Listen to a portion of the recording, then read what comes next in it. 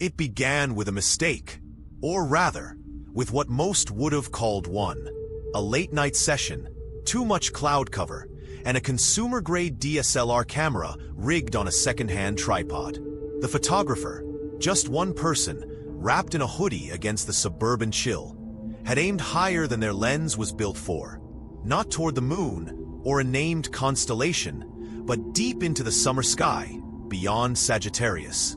Toward a barely visible smudge that many would miss entirely, the Lagoon Nebula.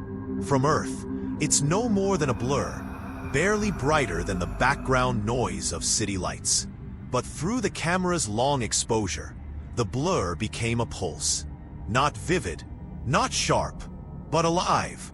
A hint of rose and indigo blooming faintly through grain and digital noise. The photographer squinted at the LCD screen, unsure whether what they captured was real starlight or just atmospheric artifact. Still, they posted it online. It should have been ignored, but it wasn't. Thousands shared the image within hours, not for its clarity, but for its warmth, for what it represented. In a world where the universe often feels distant and unreachable, this single frame, unpolished, unfiltered, reminded people of something tender. That even from a backyard, beneath the haze of car exhaust and neighborhood lights, you could still touch the sky. People began calling it the human view. Astrophotography forums, usually obsessed with precision optics and pixel math, paused to appreciate something messier, something emotional. Comments poured in. This is what it really feels like to look up. I can't see it from my city, but now I feel like I have. The image went modestly viral, and because the photographer had posted their metadata, exposure time, lens info, coordinates, it caught the eye of a graduate student working at a public observatory. Curious, they aligned the coordinates with archival Hubble images. The scale was incomparable, of course. Hubble's version of the Lagoon Nebula stretched like an oil painting in motion. Columns of interstellar gas, infant stars igniting pockets of color across vacuum silence. But something strange stood out. In comparing the DSLR image with the high-resolution archive, there was a shared anomaly.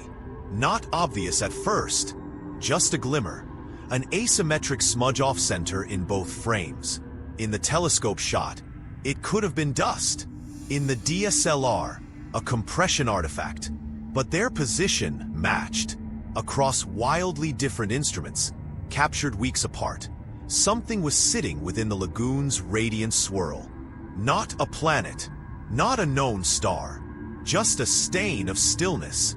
The graduate student set it aside. Meanwhile, the original photographer tried again, this time with clearer skies. The second photo showed the same faint object, same place, this time brighter. They thought they'd discovered a comet, but when they checked real-time space object databases, there was nothing there. It wasn't enough to panic anyone.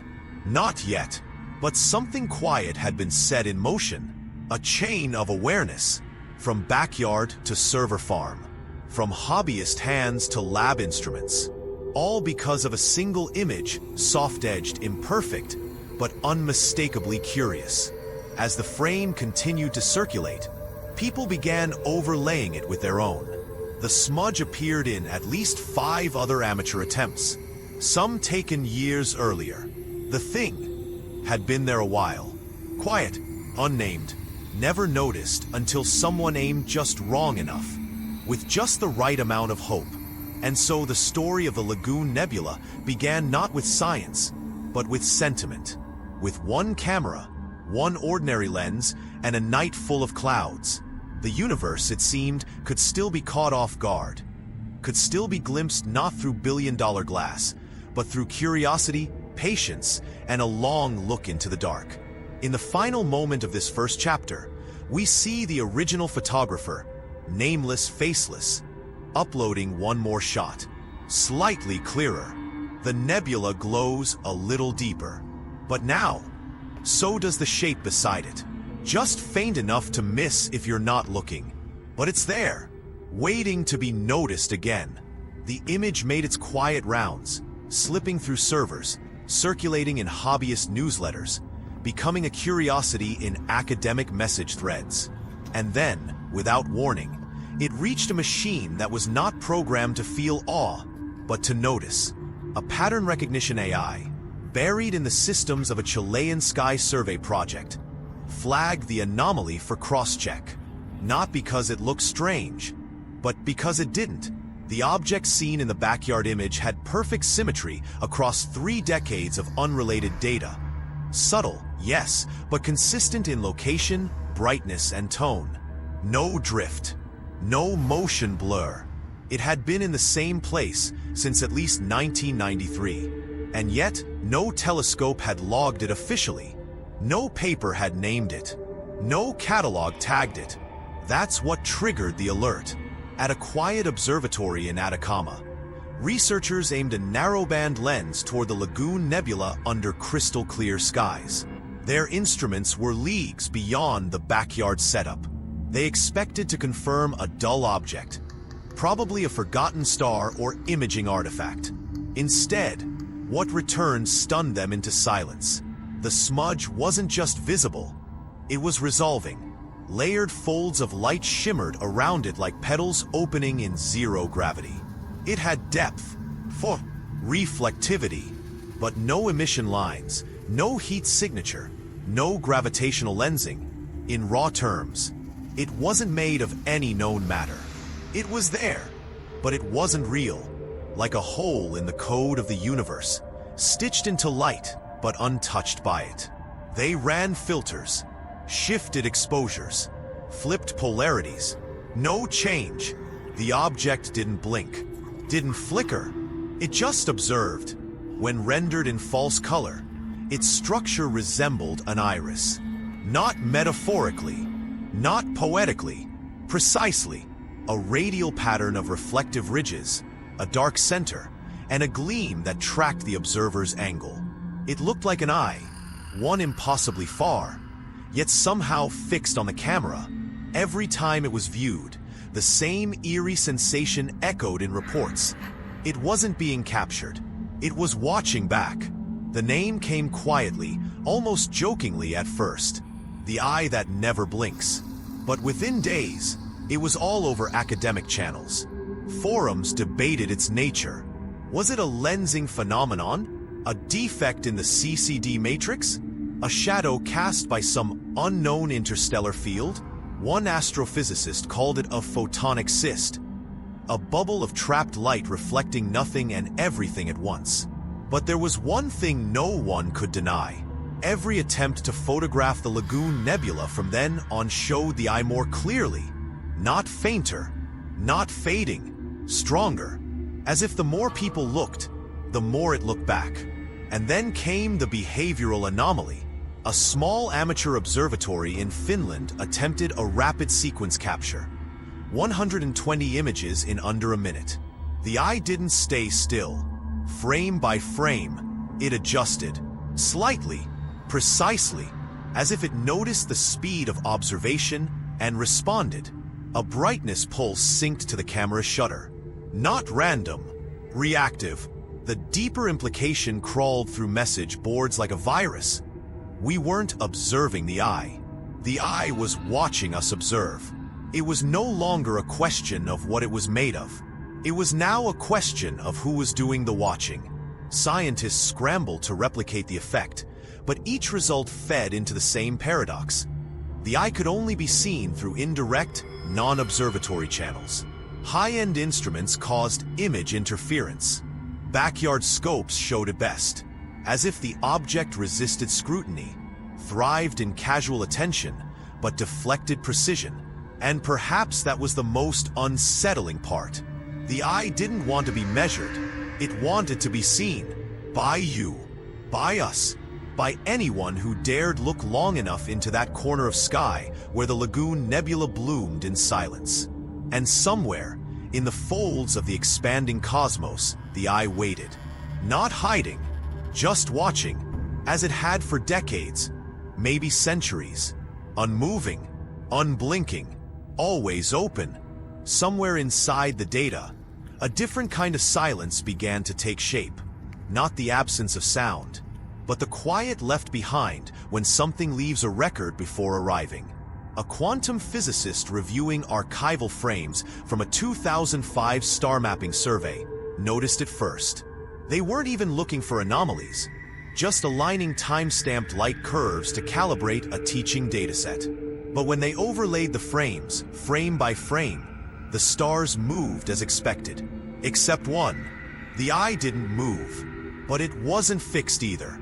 It behaved like a hole through which time itself passed unevenly. Further investigation revealed something deeply unnerving. The eye had been appearing in multiple frames going back to the 1970s, but not in the original negatives, only in digital rescans made decades later, as if it had been added retroactively, not by human hands, not by algorithm, but by some process that required time to pass before becoming visible. Someone coined a term, temporal backfill, the idea that the eye wasn't traveling through space, but through data, not arriving in a telescope's view, but emerging in old frames after future observations had already occurred. Cause and effect reversed. The more people studied it in the present, the more it appeared in the past. Theories turned strange. A group of fringe researchers began to describe it not as a structure, but as a lens without locality, a point through which space and time folded. Not bent, like Einstein's curvature, but mirrored. The stars near the eye were ever so slightly redshifted in its presence. Yet when viewed from Earth's opposite orbit 6 months later, they showed signs of blue shift. As if the eye existed at both ends of the timeline simultaneously, its gravity not pulling mass, but folding the very measurement of light. That's when cosmologists from the Netherlands took a risk. They trained a deep field array on the coordinates for a full year, compiling the longest continuous visual record ever taken of a single celestial object. And deep in the final composite, across thousands of layered frames, they found something impossible. Not a structure, not an energy field, but an echo, a faint pulse that repeated every 73 hours. A rhythmic flash, like the blink of an enormous aperture opening and closing just once every 3 days. It didn't emit X-rays. It didn't distort background galaxies. But when plotted against gravitational wave data, the pulses aligned with noise patterns recorded by LIGO from 5 years prior. The pulses had reached Earth before the light ever did. That's when the realization crystallized like frost on a telescope dome. The eye wasn't just watching. It was sending signals backward. No one could agree whether it was intentional. Some suggested the pulses were simply the aftershock of observing too many galaxies at once, an informational ripple bleeding across epochs. Others whispered of intent, of a being or a mechanism that had always existed at the edge of perception, learning how to appear, how to enter, by being seen across time. And then, as if to confirm this horrifying theory, an older amateur astronomer uploaded a scan of a photographic plate he took in 1961 with his father's homemade observatory. It was a simple picture of Sagittarius, faint, blurry, but in the center, just barely visible, was a blur that wasn't a star. When filtered using modern software, the blur resolved. It was the eye, not in 2005, not in 1993, but before humans had ever imagined such a thing could exist. There was no longer any question of where it came from. The only question was, how long has it been here? And the answer, as the models began to loop recursively into their own input, was chilling. It didn't arrive. It had always been watching. And maybe, just maybe, it built itself through our observations. Using our lenses, our questions, our slow crawl toward comprehension, as the scaffolding for its own emergence. Not an object, not even a message, but a lens. One that lets something else look back. The final discovery wasn't made in a lab. It wasn't captured by satellites or revealed in a press release. It happened in stillness, inside a silent observatory in the Atacama Desert, where thin air and empty horizons made the sky feel closer than breath. The astronomer on duty wasn't chasing anomalies. She was calibrating equipment, aligning spectral filters with the Lagoon Nebula, waiting for the hum of the motors to settle. That's when she noticed it. The telescope had stopped. Not malfunctioned, not jammed, just paused, as if it had reached something it did not wish to cross. The log showed no error, but the gyroscope alignment had shifted, ever so slightly, to center on an empty patch of sky just adjacent to the nebula's edge. And in that silence, no movement, no data feed, something began to hum. Not through the speakers, not through vibration, through her chest, like a pulse not her own. The signal lasted only 37 seconds. It was not a message, not even a sound. It was the absence of all interference. An absolute flatline in the background radiation, as if, for those 37 seconds, the universe paused. The stars did not flicker. The wind stopped. The system registered no new light, no change, no movement. And yet when she played back the data, there was a new entry in the log, an unscheduled image file. It contained only noise, static, until the colors were inverted.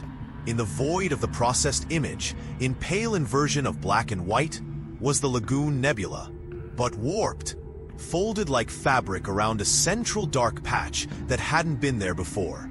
Not a star, not a shadow, a silhouette, not shaped like anything mechanical, nor like any known form of matter. Just the impression of a figure, massless, faceless, outlined in the backdrop of stars as if leaning forward from the other side of the image. Its contours only visible because the stars bent around it. She tried deleting the file. It wouldn't go. She transferred it to an external drive. It duplicated. The file now exists in multiple systems. Each time it's copied, the figure within it becomes more distinct, as if clarity is proportional to curiosity. The more the file is opened, shared, examined, the more defined the silhouette becomes. And every telescope that aligns with that same sector of space reports temporary magnetic interference, time-sync drift, and, oddest of all, brief internal clock reversals, where onboard logs temporarily record times in reverse order, then self-correct. As if time around the coordinates is flexible, not unstable, just observing. One theory proposes the eye was never truly external, that the Lagoon Nebula wasn't the focus, but the medium, that some field, some awareness, was seeded long before our telescopes were pointed that way. It waited through cosmic time, embedded in gas and gravity, waiting for the moment a species would evolve lenses precise enough to give it form. Not a threat, not even an intelligence, just a watcher. And once we looked, really looked, it began looking back, not with eyes, but with silence, stillness, an awareness so ancient it no longer needed to act, only to witness, to reflect, to show us ourselves, not in pixels, not in color, but in the quiet confirmation that we were never alone, not in space, not in time, not even in thought. And the Lagoon Nebula, once thought a cloud of fire and dust, now sits at the intersection of technology and myth. A place where a DSLR and a telescope, despite all their differences, both captured the same impossible truth, that the universe is not indifferent. It is listening, and now it remembers us.